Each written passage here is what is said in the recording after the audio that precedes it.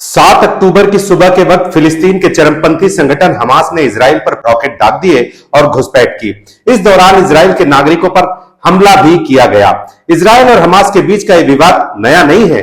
आइए जानते हैं कि क्या इजराइल फिलिस्तीन का विवाद और हमास क्या है। इजराइल ने हमास पर युद्ध का ऐलान कर दिया। हमास द्वारा इजराइल में घुसपैठ करने व इजराइल के नागरिकों के हमले का जवाब अब इजराइल डिफेंस फोर्सेस द्वारा दिया जा रहा है। सीमावर्ती इलाकों पर लोगों को घरों में रहने की चेतावनी जारी कर दी गई है। इसमें चर्चा का विषय यह नहीं है कि इजराइल पर हमास ने हमला किया है। चर्चा का मुख्य विषय यह है कि इजराइल ने युद्ध का ऐलान कर दिया है। दुनिया इस बात को सैकड़ों बार स्वीकार कर चुकी है कि जब इजराइल अपने दुश्मनों के खिलाफ युद्ध का ऐलान करती है तो उसे जड़ से खत्म कर देती है। इजराइल का साधारण नियम है बाई हुक और बाई क्रुक, यानी कि चाहे जैसे भी हो इजराइल के दुश्मन को इस धरती से खत्म करना है।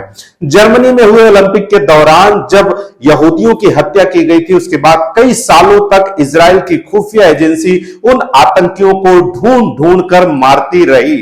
इजराइल एक दिन में नहीं बना। बुद्धि, ज्ञान, संपदा और संस्कृति से भरपूर यहूदियों ने चाहे कितनी भी सफलता और सम्मान दुनिया में आज हासिल कर ली हो, लेकिन एक समय था जब उनकी यह सफलता उनके लिए काम नहीं आई।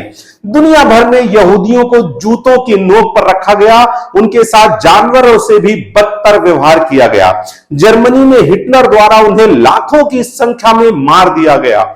उन्होंने प्रताड़ना, हत्या, बलात्कार, मजदूरी जैसे कई समस्याओं को झेला, लेकिन अंतिम बार उनके साथ बुरा व्यवहार जर्मनी में हिटलर ने किया, क्योंकि इसके बाद जब इजराइल बना तो उसका एक ही मकसद था, इजराइल का सबसे आगे होना और इजराइल के दुश्मनों का खात्मा।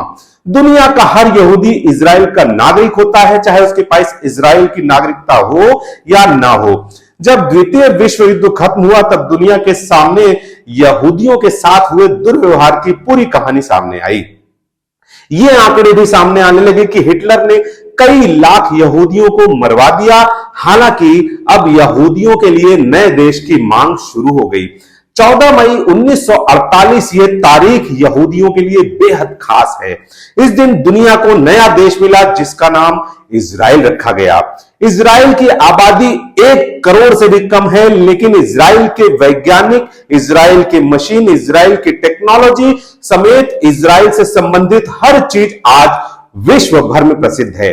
बता दें कि इजराइल जब बना तो उसके 5 पड़ोसी देशों ने, जो कि इस्लामिक राष्ट्र थे, उन्होंने 1967 में एक साथ मिलकर इजराइल पर हमला कर दिया था। इजराइल ने इसका कड़ा जवाब देते हुए सभी को युद्ध में एक साथ हरा दिया।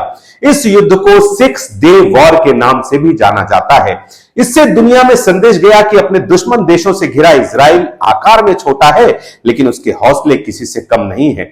इस युद्ध का नतीजा हुआ कि इजराइल ने सिनाई प्रायद्वीप, गाजा, पूर्वी यरूशलेम, पश्चिमी तट और गोलाना की पहाड़ियों पर अपना कब्जा जमा लिया।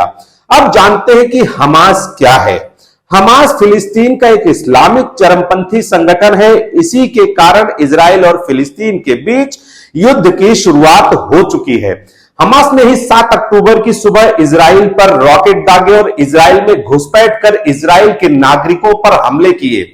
हालांकि अब इजराइल ने हमास के खिलाफ ऑपरेशन आयरन स्वॉर्ड शुरू कर दिया है। बता दें कि साल 1987 में हुए जन आंदोलन में शेख अहम यासीर ने हमास संगठन की नींव रखी थी। तब से हमास फिलिस्तीनी इलाकों से इजराइल को हटाने के लिए लड़ाई लड़ रहा है।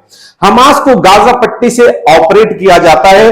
इजराइल को बतौर देश हमास मान्यता नहीं देता है और इस पूरे इलाके में एक इस्लामी राष्ट्र की स्थापना करना चाहता है। हमास का मकसद क्या है? अपनी स्थापना के 1 साल बाद साल 1988 में हमास द्वारा एक चार्टर जारी किया गया। इस संगठन ने अपने चार्टर में इजराइल और यहूदियों को लेकर कहा कि यहूदी समुदाय और इजराइल को पूरी तरह खत्म करने के बाद ही हमास दम लेगा। बता दें कि हमास 2 भागों में विभाजित है, जिसका एक भाग का दबदबा वेस्ट बैंक और गाजा पट्टी पर है, वहीं दूसरे भाग को साल 2000 में शुरू किया गया। इसकी शुरुआत के साथ ही इजराइल पर होने वाले हमलों में बढ़ोतरी देखी गई। इसकी शुरुआत के साथ ही आत्मघाती हमले भी बढ़े हैं। हमास के पास लड़ाकों की संख्या की अगर बात करें तो कई रिपोर्ट्स के मुताबिक हमास के पास करीब 50,000 लड़ाकों की फौज है। इस ग्रुप में नौजवानों की संख्या काफी अधिक है। हमास की संख्या भले ही इजराइल की सेना से कम हो या हमास इजराइल के आगे कमजोर दिखता हो, लेकिन हमास के पास हथियारों का अच्छा खासा जखीरा मौजूद है। कई रिपोर्ट्स के मुताबिक और आए दिन होने वाले हमलों पर ध्यान दें तो उससे पता चलता है कि हमास के पास रॉकेट से लेकर मोटार और ड्रोन जैसे कई हथियार मौजूद हैं। साथ ही हमास की एक एलीट यूनिट को Kornet guided anti tank missile का इस्तेमाल करते हुए भी देखा गया है। इजराइल खुद कई बार यह दावा कर चुका है कि हमास के पास कासम और कुद्स 101 मिसाइलों का जखीरा है। बता दें कि कासम मिसाइल 10 किलोमीटर तक और कुद्स 101 मिसाइल 16 किलोमीटर तक मार करने में सक्षम है। इजराइल और हमास के बीच जंग का कारण बता दें कि पहली बार नहीं है जब हमास ने या किसी फिलिस्तीनी चरमपंथी द्वारा इजराइल पर हमला किया गया। इससे पहले साल 2021 में भी दोनों के बीच में युद्ध देखने को मिला था। दरअसल इजराइल की स्थापना के बाद से ही इस विवाद की कहानी शुरू होती है।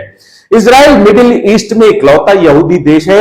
इसके पूर्वी हिस्से में वेस्ट बैंक मौजूद है, जहां फिलिस्तीन नेशनल अथॉरिटी फिलिस्तीनियों के लिए सरकार चलाती है।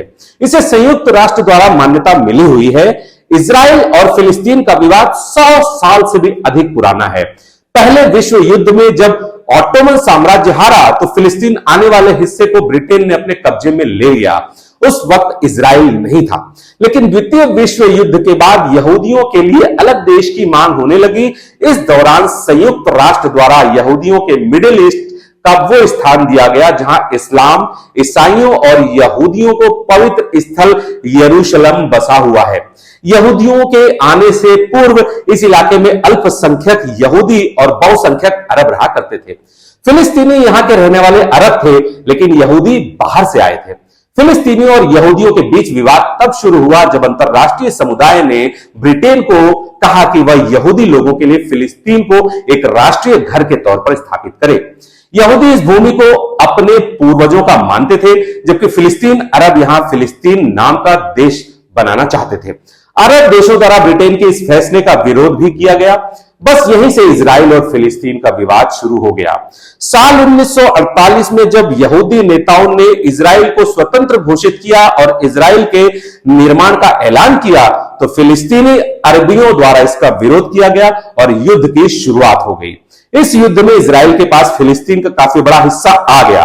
बता दें कि इसके बाद एक बार फिर अरब ने फिलिस्तीन की तरफ से इजराइल से लड़ाई लड़ी। इसका परिणाम यह हुआ कि फिलिस्तीन को अपनी और ज्यादा जमीन गंवानी पड़ी और फिलिस्तीन कम भाग में सिमट कर रह गया। जॉर्डन के हिस्से में जो जमीन आई उसे वेस्ट बैंक नाम दिया गया। वहीं मिस्र के कब्जे वाले जमीन को गाजा स्ट्रिप या गाजा पट्टी कहा गया। वहीं यरूशलेम को पश्चिम में इजराइल सुरक्षा बलों ने और पूर्व में जॉर्डन के सुरक्षा बलों ने बांट लिया। बिना किसी शांति समझौते के ये बंदर बांट कर दिया गया था। हालांकि इसके बाद साल 1967 में एक निर्णायक लड़ाई मिडिल ईस्ट में देखने को मिली, जब कई गल्फ देशों ने इजराइल पर एक साथ हमला कर दिया, लेकिन इस युद्ध में उन्हें हार का सामना करना पड़ा। इस दौरान इजराइल ने पूर्वी यरूशलेम के साथ साथ वेस्ट बैंक गाजा पट्टी पर भी कब्जा जमा लिया। हालांकि गाजा को तो इजराइल ने अपने कब्जे से छोड़ दिया, लेकिन वेस्ट बैंक पर उसका कंट्रोल आज भी जारी है। इजराइल पूर्वी यरूशलेम को अपनी राजधानी बताता है, वहीं फिलिस्तीन के लोग इसे अपनी भविष्य की राजधानी मानते हैं। बता दें कि वर्तमान में ज्यादातर फिलिस्तीन के लोग वेस्ट बैंक में ही रहते हैं, जहां इजराइल का पूरा कंट्रोल है। वहीं कुछ लोग गाजा पट्टी में रहते हैं, जहां से आए दिन हमास द्वारा हमला किया जाता है। यरूशलेम शहर यहूदी, इस्लाम और ईसाई तीनों ही धर्मों के लिए महत्वपूर्ण है और यही शहर टकराव की अहम वजहों में से एक भी है। अब ये जानिए कि अल अक्सा मस्जिद का विवाद क्या है। यरूशलेम यहूदी, इस्लाम और ईसाई धर्म को मानने वालों के लिए पवित्र शहरों में से एक है। यहां स्थित अल अक्सा मस्जिद को मक्का मदीना के बाद इस्लाम में तीसरा सबसे पवित्र स्थान माना जाता है। 35 एकड़ में फैले इस परिसर को मुस्लिम अल हरम अल शरीफ कहते हैं।